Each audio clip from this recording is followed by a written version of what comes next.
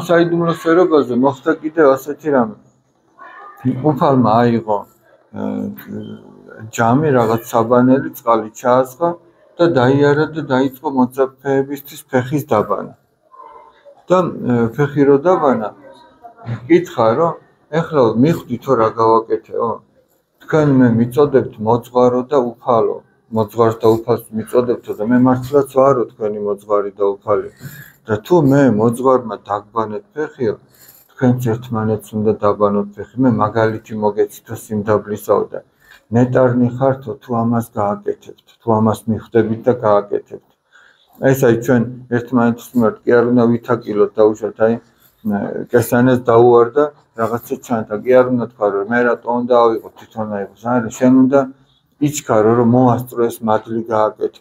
უნდა მიხვიდე სანამ დაიხრება მიეხმარო და აიღო. აი მაგალითად მე 4-5 წლის წინ გადავიღე გარეთ ფოტო იყო ჩვენ ციგშიც არის როზი წიგნი როა. ერთ ბავშვს თასმა გაიხსნა ფეხზე და მეორე სხვა უფროს კლასელი მივიდა და იმის თასმებს უკრავდა.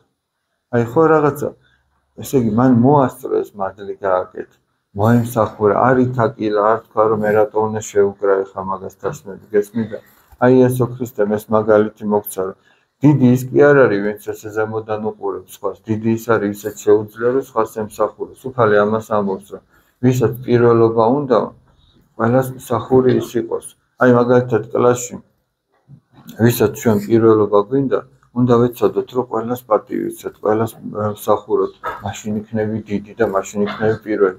ეხლა წარმოიდგინეთ თუ ყველა ჩვენ ესე ვეცდებით ერთმანეთის მიმართ რომ ერთმანეთს სიყვარულში, თამდაბლობაში გავეჯიბროთ, კარგი გაგებით გავეჯიბროთ, მაშინ ჩვენი კლასი მართლაც სასუფეველი იქნება.